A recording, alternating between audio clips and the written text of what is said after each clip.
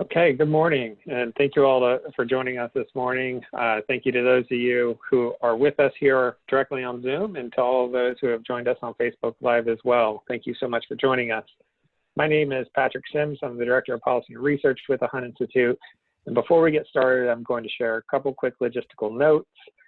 First, attendees will remain muted today, but we want your questions. Please do use the Q&A feature at the bottom of your screen, and we'll get as many of those questions answered as possible. We also welcome you to tweet any questions or comments using the hashtag #FormerGovConvo, and especially for those of you on Facebook Live who would also like to make sure your questions get responded to. So please do engage with us. We look forward to your questions, and we'll have plenty of time to get to some of them.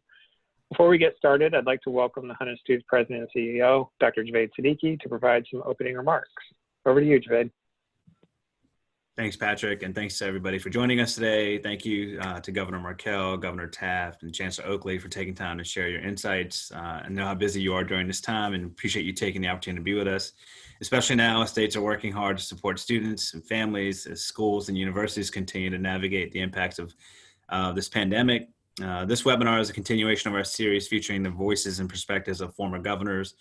The work that these leaders have done and continue to do in their states is important and impactful, and we'll look forward to hearing how the lessons that you learned while in office can push us to work better and harder to improve education across the entire country. So I'm looking forward to the conversation. With that, I'll turn it back to Patrick to get things started. All right, thank you so much, Javed. And I will keep my introduction short so we can get to our three esteemed resource experts today who have joined us. As Javed noted, today's discussion will really focus on student transitions, especially thinking about that transition from high school to post-secondary, and also all the transitions within post-secondary, such as from 2 to 4 year institutions.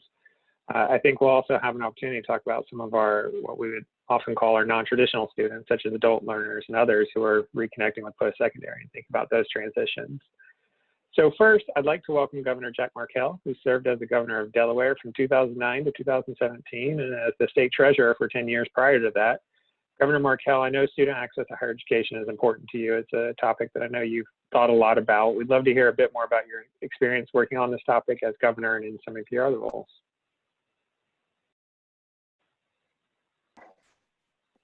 Well, I want to first start, Patrick, by thanking you and Javed and the Hunt Institute for putting on a conference that's frankly really important and really timely, and it's great to be here with Governor Taft and the Chancellor as well. You know, the transition from high school to higher ed has always been tricky, especially for students that don't have much of a cushion to fall back on. And that cushion can be financial, it can be emotional, it can be academic support, it can be a social cushion or other. And obviously, COVID-19 only makes this so much worse. It is already way too difficult for so many students who start their post-high school education with a lot of hope and with a lot of optimism, but within months or a year, perhaps they drop out. In fact, every summer, 10 to 20% of students nationally who plan to enroll in college never actually make it to their first day. And the numbers are a lot worse for students of color. You know, there are so many programs about getting students access to college, but there's just not enough focus on what happens once they do get there, if they do get there. I mean, again, so many students drop out. They intend to go, they're registered, but then they never show up on campus. So that's one problem, but the other problem is for so many students who do show up and then drop out. And of course, it's a terrible problem for students who go into debt, who never get their degree, because it's sort of a double, triple whammy for them. When I was in office, we spent a lot of time on issues of remediation. I mean, it is really unfortunate that so much of the higher ed experience for too many students has to be on remediation. Because again, we know that as students have to go to higher ed and start with some kind of remedial class, the chances are much higher that they're going to end up dropping out, and again get this double whammy of being in debt with no degree. I'm on the board now of Delaware State University, which is a terrific HBCU, which is very, very focused on student success. And I think it is encouraging to see so many colleges and universities across the country really tackle this and understand that they've got an obligation to help them. So I'll look forward a little bit later to talking about some of the solutions. But I'm glad that the topic is being raised. It's really important for these students. It's important for employers. It's important for the institutions themselves. And we just see, unfortunately, such a disconnect between how employers feel about the job that the educational institutions are doing and the perspective of the educational institutions themselves.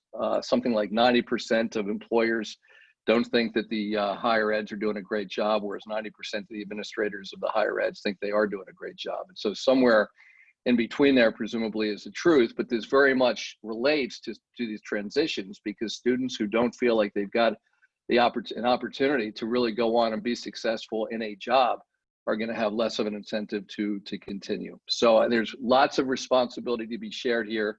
Be very interested, of course, to hear what the chancellor has to say, because he is really in the middle of this, trying to make sure that they're doing everything they can to support students as they do navigate this transition. So again, many thanks for putting this on. I just think that in the midst of COVID, it just makes it so difficult. And I have to say one last thing.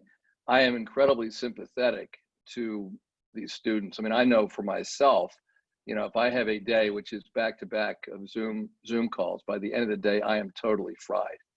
And to think about all these students in K-12, the students in higher ed who are trying to navigate through this, it's just brutal. And I'm incredibly worried about the mental health piece of this.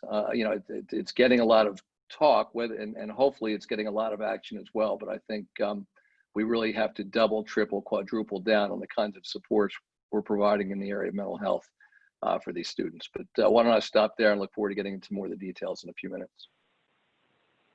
Thank you, Governor Markell. You did give us a lot of topics that I think we'll have opportunity to dig in more detail, and it's a helpful way to open this discussion. Next, I'm going to turn to Governor Bob Taft, who served as the governor of Ohio for 2 terms from 1989 to 2007, and currently works in higher education as a professor at the University of Dayton. So I know you have a great perspective on this from a couple of different lenses. Governor Taft, this topic is also one that I know is really important to you. Could you share a bit more about your background working on this topic? Well, Patrick, first of all, thanks to the Hunt Institute. It's great to be here with Governor Markell and with the Chancellor. It is a little risky. You know what they say about governors, that our knowledge is a mile wide and an inch deep. And if they say that about governors, I wonder what they say about former governors. But I'm going to try to share some initiatives here in the Dayton area and across Ohio that I think will be relevant to our listeners all across the country. I do teach at the University of Dayton, and that university is one of the 2 largest private universities in Ohio, about 11,000 students. It's made a very strong commitment to enrolling and retaining lower income students. In fact, UD is a member of the American Talent Initiative, which seeks to enroll 50,000 more lower income students at colleges and universities. And this is important, that consistently graduate at least 70% of their students within 6 years. UD has been able to achieve strong enrollment and retention rates of lower income students by providing strong scholarship support and also very strong student support counseling services, including a summer bridge program before students enroll in their freshman year. We're fortunate UD has strong enrollment this fall, but that's in part because the university responded over the summer to family hardships that resulted from the pandemic, investing about $6 million in university money and CARES Act money to help students with more generous financial aid when they needed it. Also, even to help with emergencies that families were experiencing because of the pandemic. The second point I want to emphasize is that in Dayton, we're fortunate we have a vibrant cradle to career partnership called Learn to Earn Dayton, which brings together local schools, colleges, and businesses to increase the talent pipeline from preschool all the way through college graduation and into a high demand career. Learn to Earn has really focused for one initiative on expanding the FAFSA completion rate. And we know that, students have to fill out that financial aid form to qualify for federal and state scholarship money, which is so important, particularly today with our economy. But Learn to Earn's been able to expand that rate from 49 to 64% of students completing FAFSA. A few simple steps: identifying a FAFSA champion in every high school, tracking completion every 2 weeks and sharing that data with all these FAFSA champions, keeping them accountable, and then providing grants to schools for creating incentives for FAFSA completion. Finally, and this is quite interesting, Learn to Earn has created a text messaging campaign to reach out to students who have completed FAFSA during the summer and encourage them through text messaging to enroll in college. We know there's a big melt or loss problem there. Finally, I'd like to note 3 initiatives that are statewide in Ohio that really should be considered as priorities across the country in these times of COVID-19. 2 are in the current Ohio 2-year state budget.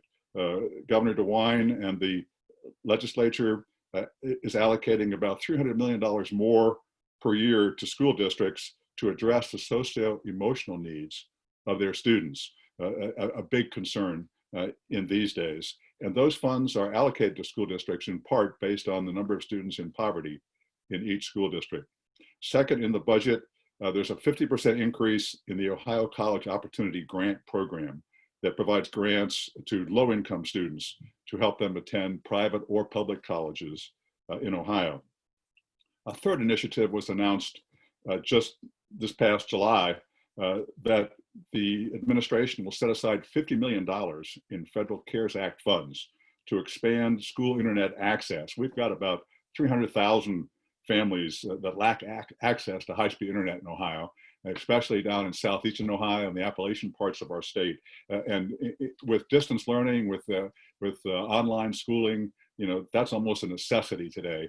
And so that's, I believe, a good investment. I think all these 3 steps that the state is taking will help to address the inequalities that exist in our country and that are actually being made more severe now as a result of the pandemic. So those are just a little bit of some food for thought to start us off, and I look forward to everyone's questions. Thank you, Governor Taft. That's also a really helpful way to help set the discussion and frame it. Next, I'm excited to introduce and turn it over to Chancellor Aloy Oakley, who leads California's community colleges. Chancellor, we know how important community colleges are in this discussion, and we know that you've served in a number of roles within community colleges. Could you share a bit more about your background and how it's influenced your thinking on this topic? Sure, and thank you, Patrick, and to the Hunt Institute for inviting me. It's great to be here with the governors today, and on behalf of my governor, Gavin Newsom, a big good morning to everybody. So, I have the pleasure of being a native Californian, except for my 4 years in the military. I've been here the whole time, and I grew up as a first-generation student of Mexican-American background, like many of the students here in California and now throughout the nation. Higher education was not something that was central to my thinking as I was growing up, and as the economy has continued to change in California and throughout the nation. And I think this pandemic really highlights the challenges in our economy, particularly for individuals who don't have more than a high school diploma. My experience as a student who had to return back from serving in the military, getting into college, the community colleges were the door that opened for me. And as we say in the community colleges, we're proud to serve the top 100% of students. That is an amazing opportunity for students throughout America. And in California, it's no different. We have over 2 million students. These 2 million students make up the bulk of our future workforce in California. And so if we're not successful in helping these students connect to the skills that they need, connect to the transfer opportunities that they need, then we're not going to be a successful state, particularly with all the challenges that we're facing in California and throughout the nation right now. So, my experience as not only a community college student, but as a transfer student, and as a member of the California Community College system, these issues shape my thinking every single day. I think community colleges really are the backbone to the recovery from this pandemic. And we really need to think about national and state policy to really support community colleges, because they typically are the least resource higher education institutions. They serve the top 100% of students, which the day after US News and World Report releases their rankings, we continue to forget the one institution that serves everyone and helps everyone connect to a brighter future, and that's the community colleges. And so I think now is the time. This pandemic has highlighted why community colleges are so important. They serve every vulnerable community in America. And it's not just the health issues. It is the economic fallout from this pandemic. It is the social unrest that has gripped our nation. Community colleges are in each and every one of these communities. And I'm proud to say that not just in California, but throughout the nation, they are responding to the call. Thank you so much, Chancellor Oakley. So I'm going to ask a question of each of the panelists, but I'll remind everybody to go ahead and start chatting in any questions they have in the Q&A so that we can get to them as well. Governor Markell, I'll come back to you. And we know that even prior to the pandemic, students of color and low-income families were already at a heightened risk of falling off path and not attending post-secondary. And you alluded to a lot of this before, but what are some of the existing programs that schools and institutions of higher learning can leverage to support these students in enrolling and actually attending the programs that they have been accepted to? Right. So first of all, I mean, to your point's absolutely right. And we all need to be concerned about losing an entire generation of students to COVID.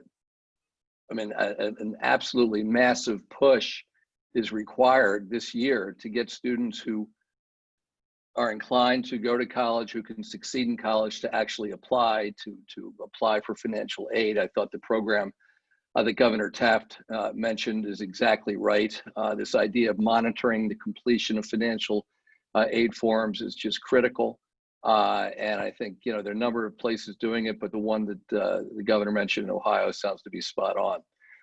It's important for institutions to reconsider financial aid. I mean, unfortunately, it's very possible that when families applied for aid, the parents had jobs that they then lost after the applications were actually made. And so those kinds of things need to be updated, and the institutions need to reconsider what kinds of aid packages they can make available, which requires additional support from the states and from the federal government.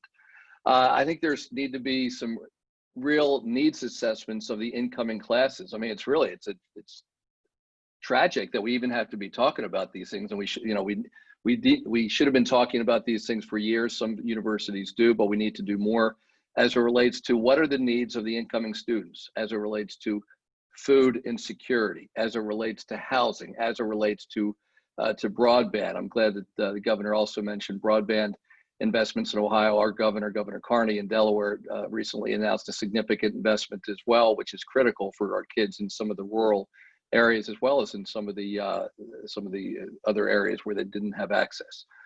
We need to think more and more about pairing incoming students with advisors earlier on in the process to get the kind of support that they need. And a couple other ideas. We have a terrific state legislator in Delaware. In fact, she's mine, Krista Griffith, who has been focused on foster youth in particular. And what kinds of opportunities are we going to make available to them to pay for their education? And then not just paying for their education, but to make sure that they stay in school as well. And one other population I want to mention, when I was chair of the National Governors Association, I put a particular emphasis on employment for people with disabilities. But when we think about the population with disabilities, we spend a lot of money as states in the K-12 for their K-12 education. Sometimes that money is better spent than others. But we're very worried about what's going to happen to those young people when they get into sort of work share programs or work programs after school as a result of COVID. So many of the gains that they may have made while in school can be lost. And I think that needs to be an area of particular focus for our states. Thank you, Governor Markell. And Governor Taft, I know during your time as governor, one thing you were concerned with was thinking about how to streamline collaboration and communication across all levels and agencies related to education in Ohio. What are some ways that states should be ensuring that K-12 and higher education agencies are working together to support students during this transition period, especially during the time of COVID? That's a really important question, Patrick. Late in my time as governor, I worked with the legislature to create a partnership for continued learning to better align all parts of the education system. The governor chaired that, I chaired that. We had elementary, secondary, higher educators on there. We had legislators on the partnership. We also had representatives from the business community. So it was a very promising initiative. Sadly, it did not survive really my time as governor. I would recommend that leaders in states consider putting together that kind of a partnership, especially if they're not able or it's not practical to combine the two departments, elementary and secondary, with higher ed. That's often tough in many states because you have independent boards involved in each of those. But if states do create that kind of a partnership to better align the entire system under the leadership of the governor, it's very important that there are strong representatives from the business community on that panel because they're the ultimate customers. They depend on the education system and they're in the best position to communicate to educators, the kind of skills and talents that they need coming out of the education systems. Now, it's important to coordinate at the statewide level, but as we say, all politics is local. Real progress, I think, is going to happen region by region. So I would really encourage states to fund and create these cradle to career partnerships in every region of the state and make sure that they're viable, that they're working hard. As I mentioned, we have this Learn to Earn partnership in Dayton that's doing phenomenal work. They work on the preschool to get kids ready for kindergarten. They work on third grade reading. They work on 8th grade math, which is a predictor of high school success, high school graduation, high school attendance, enrollment in college, persistence in college, and then also the pathways into the workforce. And so that's the kind of initiative that I can think really can make a difference. I noted their work in FAFSA completion, which is important. They also promote and encourage all high schools to have college and career signing days, which are large assemblies in the high schools to celebrate the post-graduation plans of seniors. And these are often attended by younger students who hopefully get inspired and motivated with their goals. Learn to Earn is also partnering with local employees. Every school district in Ohio has to have a business advisory council. And Learn to Earn is making that countywide business advisory council really work hard to create pathways for in-demand careers in the Dayton area, such as healthcare, information technology, manufacturing, and also the STEM fields. And in doing that, Learn to Earn partners with a very important national organization, which many of you have probably heard of. It's the Pathways to Prosperity Network, operated by Jobs for the Future. And they're an expert on this whole transition from school to college to work. And so that's another way to go. But focus on having strong, we have a lot of regions in the state of Ohio. Focus on creating strong regional partnerships that look at the entire talent pipeline and can work together collaboratively to address issues, to address bottlenecks, to assure student success, and frankly, to assure that your local economy is strong and vibrant because you have the workforce that employers need. Thank you, Governor Taft. And we've heard that theme a lot here about business, and we're seeing it in the Q&A as well, and people thinking about the best way to engage the business community. Chancellor Oakley, I'm sure that's something that you do a lot, and I think we'll come back to that question shortly. But we did have another question for you about thinking about enrollment right now and the different challenges that both 2- and 4-year institutions are facing with COVID. And I know many 2-year institutions are struggling for enrollment, but some others may be seeing a greater uptick with the current recession. We also have heard a lot of students rethinking their four-year plans right now, given what school looks like. So how are you all thinking about it, the community college system, as it relates to both of these types of students? Yeah, no, certainly students are rethinking their entire future right now, given everything that's going on. And I definitely have a lot of empathy for this generation of students. I mean, we really need to try and put ourselves in the shoes of this generation and really understand just how vulnerable they are. So in California, which I'm sure is no different than anywhere else, students who thought they wanted to go have a residential college experience are rethinking that for many reasons: cost, health issues. Fortunately, in California, we have a very close relationship between the community college system, the California State University system, and the University of California system. So we're able to make that transition a little easier for our students, so that if they need to take some classes, don't want to just give up on the entire year, they can go to one of their local community colleges. And with 116 colleges, you know, we're in just about every community. And those courses that they take are clearly aligned to the path toward their major at the UC or the CSU. So I think that's very important for states to really dig into this question of ensuring that community college courses easily transfer. It should not be a mystery. It should not be a hurdle. They should easily articulate to every, particularly public university. Fortunately, many of our private universities have the same articulation, because this is going to be critical to our most vulnerable students, and particularly those students who, for whatever reason, feel that they can't transfer right now or go directly to a residential university experience. And so that is something that early on in the crisis, we as leaders, you know, I have the pleasure of working directly with Tim White, the chancellor of the CSU, and now Michael Drake, the president of the UC. And thank you, Ohio, for letting us take Michael Drake back. But we meet regularly, and these questions come up. How do we create a pathway to ensure that they don't fall off? And so I would encourage every state in the nation to encourage your leaders to be meeting regularly, particularly right now. We also meet with our K-12 leaders as well, because we in higher ed, we're the ones who are sending the signals to K-12. So we need to be very clear about what those signals are. And that signal should be, no matter what challenge you're facing, we will create a pathway for you right now so that we don't lose this generation of students. Thank you, Chancellor Oakley. And I think on that note, we had a question chatted in, Governor Markell, and they referenced a recent op-ed you wrote in Inside Higher Ed, and said that they appreciated that piece, and followed up with asking a question about how certificates should really play a role here in helping students. Do you have any thoughts there? Yes, and this is not either or.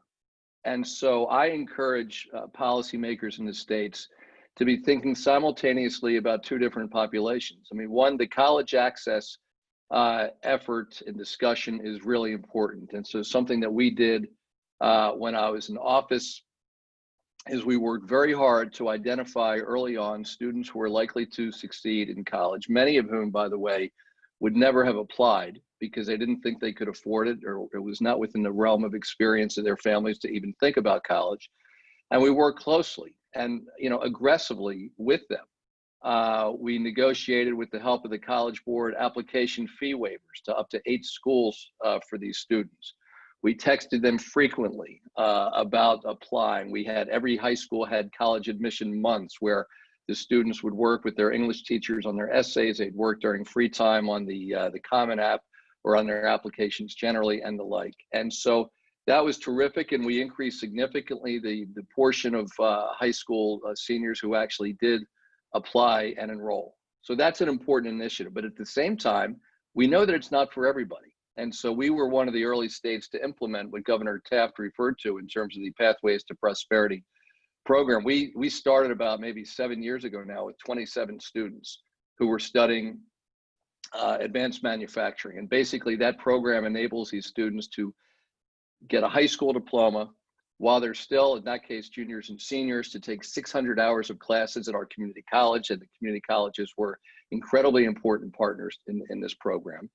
And so they would graduate with a high school degree with college credits under their belt because of this, not only the accreditation, but the essentially the linkage between the community college and the 4 years, but also with a certificate that from a nationally recognized organization that proves that they can do the job. So we started with 27 students. Today we have, I think it's like 20,000. I mean, we've scaled this thing from 27 to I think it's 20,000 over about 7 years, and it's been fantastic. And it's because and so some of these students who get these certificates decide they still want to go to a 4 year, some want to go to a 2 year, some want to go right to work. And this is what it's about. It's about them having options. And one of the other interesting benefits, we took a hard look at the students who dropped out of high school. And many of the students who drop out of high school, I'd say most of them, they don't drop out because they're not intelligent. The overwhelming majority don't drop out because they're not intelligent. They drop out because they feel like what they're learning in high school is not relevant to what they want to do for the rest of their lives. And so these programs, the hands-on learning, the development, the earning of a certificate or a credential is hugely important for them. One last point, and it's really to double down on the Chancellor's comment, the idea of these, I'm missing the word again, but the linkage, if you take a class during community college and it automatically transfers to college, it's a phenomenal opportunity for these students. In Delaware, if you stay out of trouble and you get at least a 2.5 GPA during high school, you can go to community college for free. And so what that means is for many of our students, they literally only have to pay for if they want to go to a 4 year, they only have to pay for their junior and senior years. So it's an unbelievable opportunity for them. So I think what he had to say about that was spot on. Thank you, Governor Markell. And Chancellor Oakley, I'm going to come back to you with kind of a two-part question as it relates to this. One, so thinking about certificates and other types of credentials that you all confer, and how do you ensure that they are aligned with the workforce? And we also had a question that was chatted in about how students perceive the value of these certificates. If you have any insight there, we'd love to hear your thoughts on what is perceived value from the student perspective of those as well. Right. And I mean, there's so much to unpack in that question because the traditional paradigm of higher education is finally being challenged and it's finally changing. So we are beginning to migrate more toward competencies rather than just conferring degrees. Degrees were sort of have been a blunt instrument to communicate to employers what competencies, what skills are we giving our students? And so we are beginning to have a much tighter relationship in terms of understanding what specifically do the jobs that are being created by employers, what specifically are those competencies and skills, and then informing the curriculum process to ensure that we're capturing them. And I think innovations like the growth of competency-based education in America, and certainly in California, we're beginning to embrace competency-based education.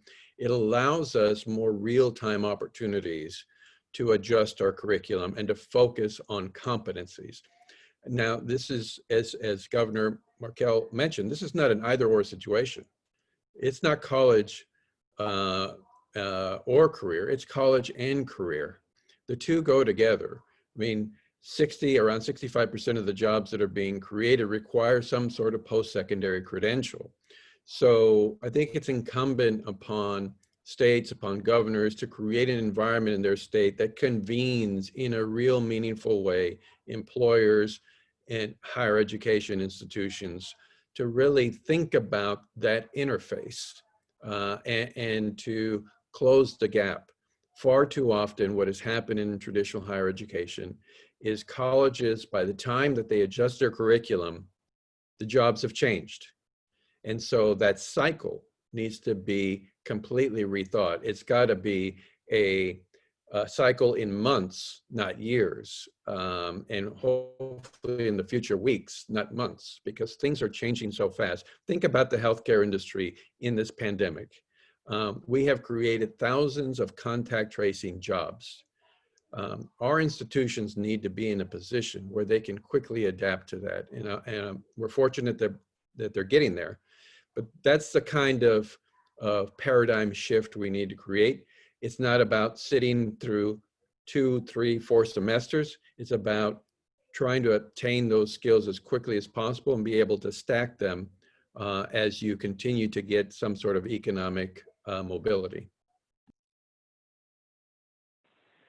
Thank you, Chancellor. And Governor Taft, I'd love to hear your perspective on this, and especially just thinking about what are some of those key barriers that are preventing higher education and workforce from being better aligned.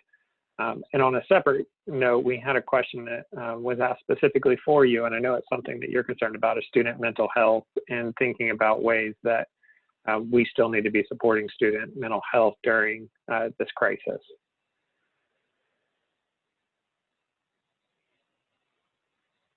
Governor, it's still on mute though. Yeah, right, okay. To start with the mental health question, there's a tremendous amount of professional development and training going on all across the state of Ohio right now as to what is the best way to provide socio-emotional support, mental health, counseling, whole child type of approaches to education. I think it's something that's new for schools and for educators. The dollars have been provided by the state now, but people are really working to figure out what is most effective. I've been involved with a program here in Dayton that provides clinical counselors to the inner city Catholic schools where there are a lot of low-income students, and I really believe in that program. These are not just school counselors; these are professionally trained clinical counselors, and they can really work with the kids one-on-one, but also as a group to build the kind of emotional and socio relationship skills that can help them to succeed. I also want to mention, in terms of the connections between workforce and education, we have in Ohio a network of career centers that are specialized in training for careers.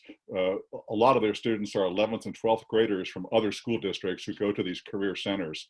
And my experience is that they do an excellent job of connecting with real jobs out there in the workforce. They have employers engaged on advisory councils, defining what are the skills, what are the requirements that are needed, and then adapting the program. I think the Chancellor knows too that community colleges do that kind of work as well, very successfully. A lot of them have very strong partnerships with employer groups, but Chancellor's absolutely right. The jobs are evolving, and these career centers that we have in Ohio, some of the local career programs in high schools, a few of those are excellent too, but also the community colleges have developed and nurtured strong relationships with employers who are dependent, frankly, on the graduates from those institutions.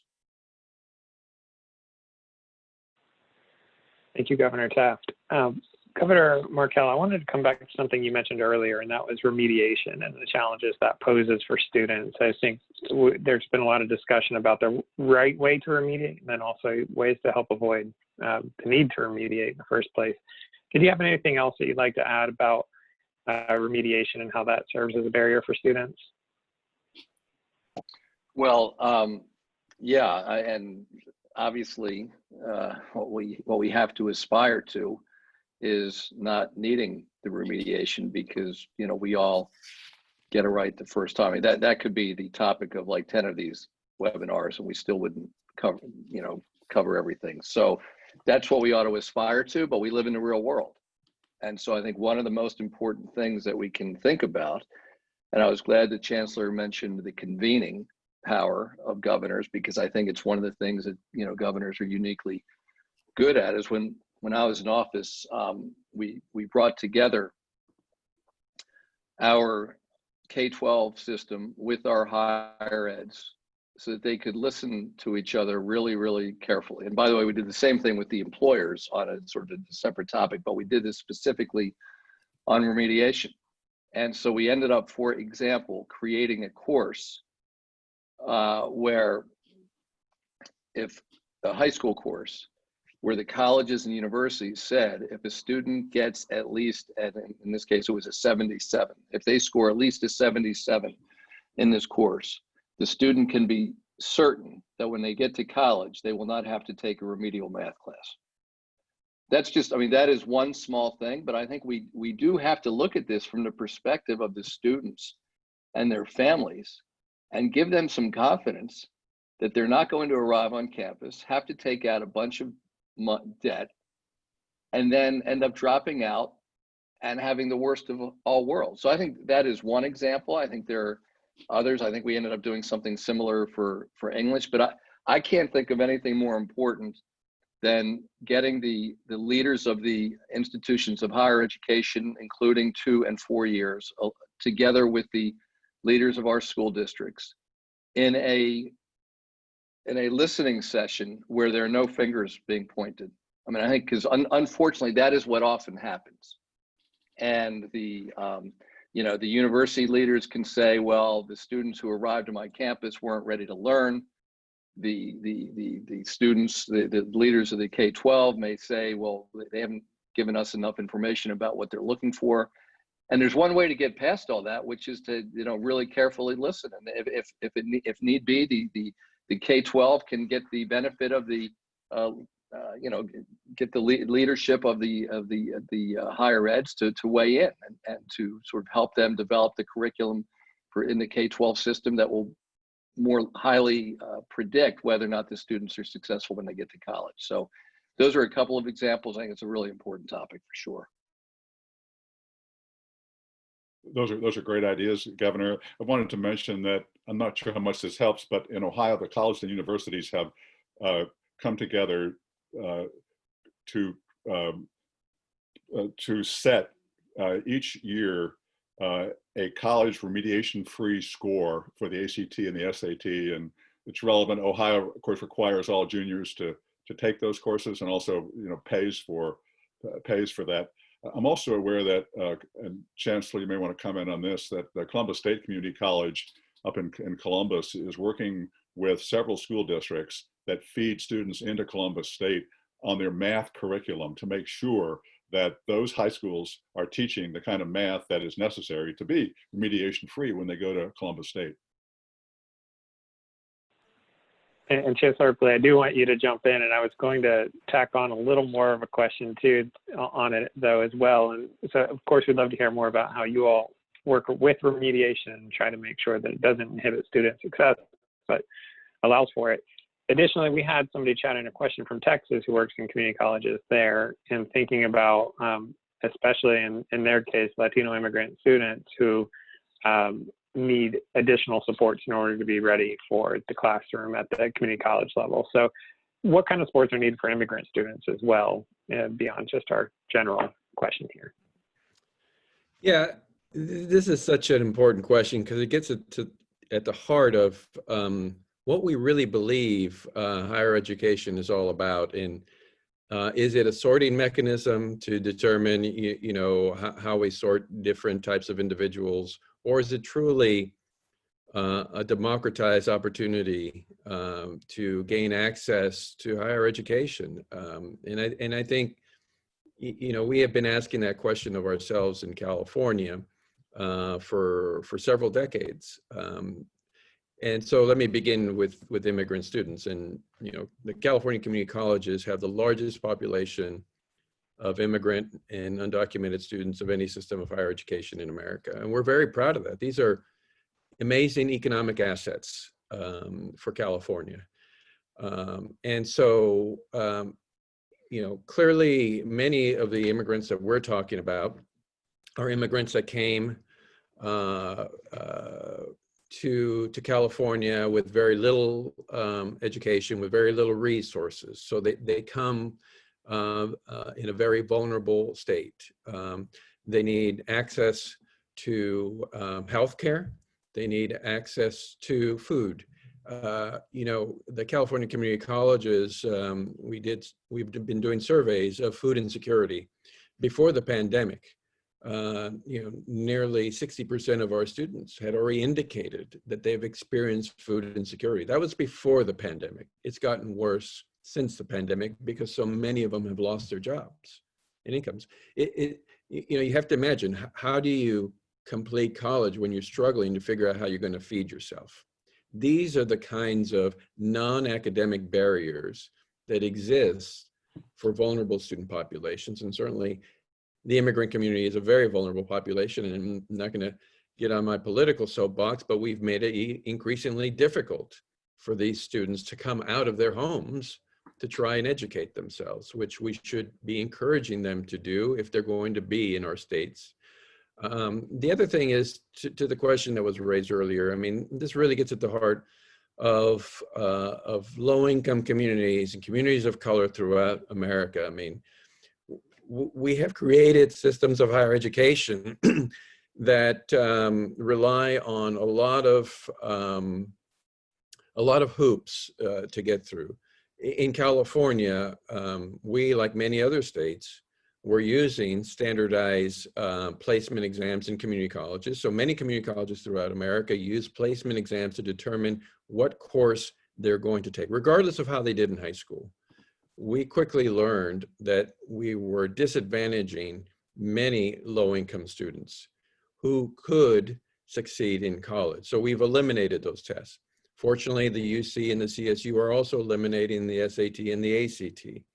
We have learned over time that the drawbacks of these standardized exams is far greater than the benefit that we thought we were getting from these exams. So I think we need to ask ourselves more specific questions about how and why are we organized the way we are?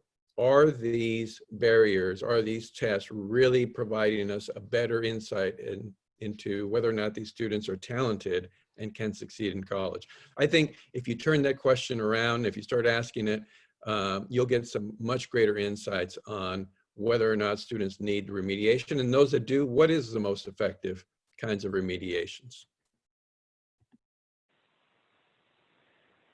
Thank you, Chancellor. And so we had a question too, and we've heard both of the governors talk about the importance of convening these different parties and sectors together. We had a question about what is the most effective way to do that? Who should really lead that convening?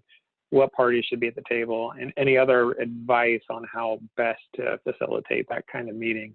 Governor Markell, I'll come to you first, and we'd love to hear from you, Governor Taft, as well.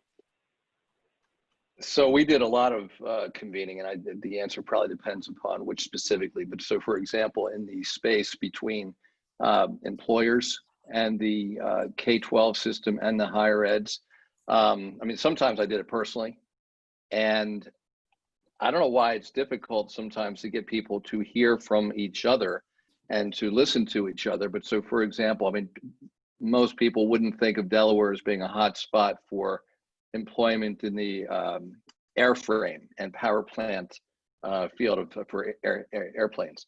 But we had probably 1,000 jobs, and I kept hearing from employers that they couldn't find enough people. So we, convened a conversation, a sit down between them, our community college, which does a fantastic job, and a number of the K-12 systems, so that they could hear. I mean, if they could hear predictably, we're going to hire 50 people a year, year after year after year, then it's clear to the community college that they may be willing, it makes sense for them to make an investment. In that case, the state came up with some money as well.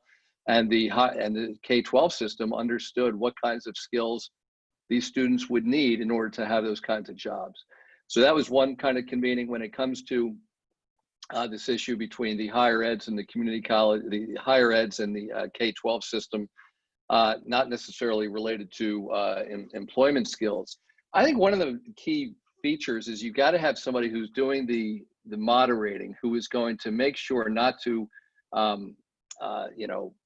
who's going to encourage conversation and debate. And sometimes, as we all know, people leading these convening sessions can be pretty bad, and people are going to feel defensive. What we can't afford is for anybody in the room to feel defensive. And so it doesn't really matter if the leader of that's the governor or a district leadership or somebody from the outside. It's somebody who really understands how to bring the best out of people, and to have a sense of where are we trying to get, paint a picture at the beginning of this is the outcome we're trying to drive to, and give everybody a chance to speak up. I would just add that I had very good luck. I had a student success commission, a teacher success commission, and a commission on higher education and the economy. And we were able to recruit high-level leaders from business and labor as well to participate in those commissions. Governors' phone calls are returned. Governors have tremendous powers, as Governor Markell said, to convene people and get them engaged and get them involved. And once you get these business leaders, for example, on these commissions, then they become knowledgeable, they become engaged, they become involved. And of course, that's true for appointing the right people to boards of community colleges and universities across the state as well. Governor Markell makes a good point. These operations have to be very well staffed. People are very busy, they have time. You've got to have strong, staff, kind of full-time on-the-ground leadership to make these partnerships work, whether it's at the state level or whether it's locally. And I would go back to what I said before about, regional cradle-to-career partnerships. That's where it's easier really for business leaders to become involved in a very effective ongoing way. Chancellor Oakley, is there anything you'd like to add as it relates to having these kinds of conversations across sectors? I think they're critical. It's been my experience when I was president of a local college in Long Beach. We had an initiative called the Long Beach College Promise, which created an environment where we regularly met business leaders, the mayor, the university, the K-12 system. And it is through those conversations that we learn the most. Like many other communities, we would have all the business leaders once a year would spend a day in a K-12 school, spend time in a community college, spend time in the university classroom. So the more that we can have this cross-sector dialogue, the easier it is to find solutions. Otherwise, everybody comes into the room uninformed about what each segment does. And they come in with their own biases about what life was like when I went to college, which is completely different today than it was 10, 20, 30 years ago.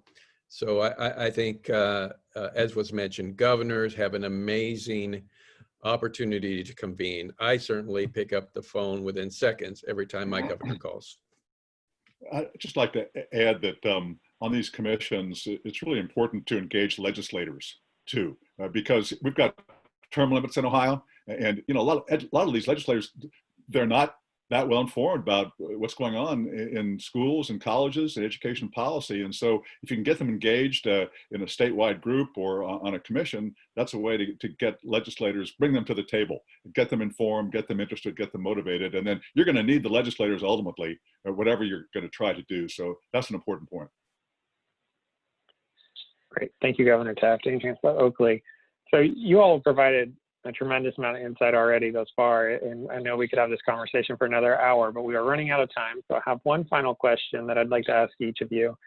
And it's thinking about drawing on your experiences and knowing that certain things worked and certain things didn't. But what are some of the lessons learned from your experience in this realm that you think can help us learn from the past as we go forward to improve both policies and practices? Governor Markell, I've been making you go first the whole time, but if you don't mind, I was going to come back to you first. Well, it's harder than it looks, and I think for lots of reasons. And so I think anybody who's on the call or sort of interested in the topic has to approach this with a total sense of humility and understanding that the answers rarely reside within the governor's office, or for that matter, even though, I mentioned our fantastic representative, Krista Griffith, the best answers hardly ever reside just in Legislative Hall. You've got to listen to people, and you've got to hear all perspectives. You've got to be willing to try new things, and you've got to try to make it not political, which, in this day and age is so, is harder than ever because people want to make everything political. So, it sounds simple to say, but I really think it's true that if you really try to make every decision based on what's in the best interest of the students, you're more likely to get it right than if you make it based on some other criteria. And so you got to keep coming back to that, because the students have less of a voice in most legislative, buildings than anybody else. And I think, they're the ones at the end of the day who we really need to be looking out for. So I think, history books will be written on this time in education, the things that people got right, the things that people got wrong. I think probably some of that we still don't know about. I'll give you a quick example, which is Common Core. Maybe I'm wrong. I think looking back, I actually still think the idea behind Common Core is the right idea. I mean, the idea of making sure that you have a sense, you have a perspective, you have a point of view about what it is that every student ought to know. You have a point of view that every student should be better at critical thinking. That's not to say it succeeded everywhere. In fact, it didn't succeed in many places, but I think in many times it was because of implementation that was flawed for one reason or another. And so let's, be careful when we make these huge statements about what worked and what didn't work. And let's really try to dig in. Let's be humble. Let's listen to others. Thank you. Implementation, listening, and communication, all very critical. Governor Taft? Somewhat similar. I would say you have to bring all players to the table and listen to them carefully, but then not just defer to them, but provide the larger goal for the state that everyone hopefully is working towards, which is student success, which is transition from high school to college, which is particularly graduating from college or from high school with the kind of skills and credential that are relevant to the economy today and provide for a good opportunity. But then leaders have to stick with it. You have to be persistent. Just because you had a commission and you had legislation doesn't mean things happen. That's why it's important for these local groups to convene local partnerships to get things done.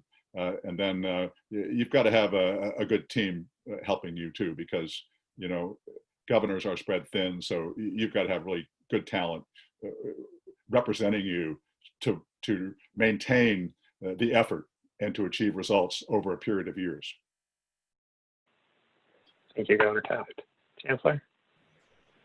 I'll highlight two issues. One is states and the federal government need to make access to broadband a priority.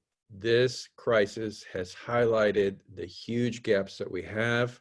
It is embarrassing for states like California, who pride themselves on being the hub of innovation. We have so many communities that have little or no access to broadband. Like we did in the 1930s, we need to make this a priority. It's just like having access to electricity. Access to broadband is access to opportunity. The second thing is, we really need to think about federal policy to help in times like these. We shouldn't be fighting. States know best what their students need. So allow states to do what they need to do.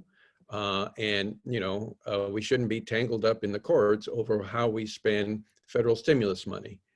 So I think that would go a long way at helping systems like ours support students on the ground. Thank you, Chancellor, and thank you again to everybody who joined us today, and especially to our two former governors, Governor Taft and Governor Markell. It's clear why your constituents re-elected you for a second term, and we appreciate you sharing your time and expertise with us today. And Chancellor Oakley, thank you so much for joining us. California is lucky to have you working on it at their community colleges, and we really appreciate all of you for joining us today. Again, we did not get to all the questions that we had hoped to, given our time limitations, but we hope that we will be able to provide a forum for that to happen soon. So keep an eye out for that, and we'll follow up with you.